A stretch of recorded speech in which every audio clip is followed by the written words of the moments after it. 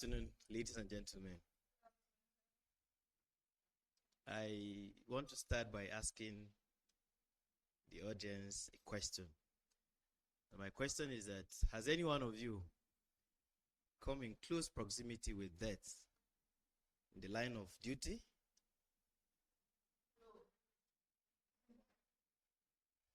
Personally?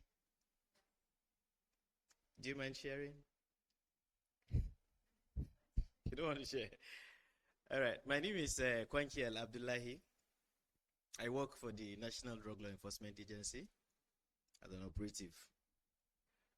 I have worked with them for close to 20 years now, and I've served in various capacities, including the Principal Staff Officer, Operations, a Bauchi State Command. And that was my first role and on the job. As usual, when you pass out from the training school as a young officer, full of energy, fearless, and always wanting to be on the front line, we're always looking for, opportunities where they will assign you to go for raid operations. Because as the principal staff officer then, in charge of operations, my responsibility was that to coordinate the arrests, the investigation, and prosecution of drug offenders. So the opportunity came one time, and then I was assigned to lead a team to arrest a notorious drug trafficker in Tafawa Balewa local government of Bauchi State. We set out, I think, sometime in December of 2007. We got to the village at around 2 a.m. Broke into the house successfully and arrested the suspects, and then decided to conduct search of the premises. While that was going on, the wife took permission to use the toilets. And unknown to us, there was an escape route through the toilets where she passed to go inform the allies of the husband that there's a gang of armed robbers or kidnappers that had come to take her husband. And then the allies decided to mischievously went to report to the vigilante that we are armed robbers operating in the suspect's house. We didn't know that was going on. We conducted our search. Suspect in custody. While we would try to make our way out, we ran into an ambush. The vigilantes. The only thing we heard was fire, pa, pa, pa. We didn't know what was going on. So we didn't have a choice than to return fire, actually. We fired. Chaos. It became very intense.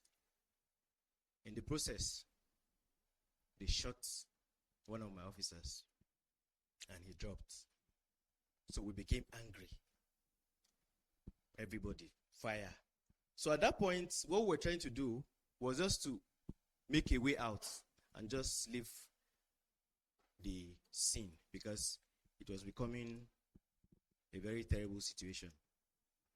We left, and then we had to call the commander to inform him what was going on, and he said we should retreat to the office for reinforcement. We go back to the office. Immediately we got there, he asked, "Where is the officer that they shot?" He said he's still there. "Where is the rifle?" He said he's still there.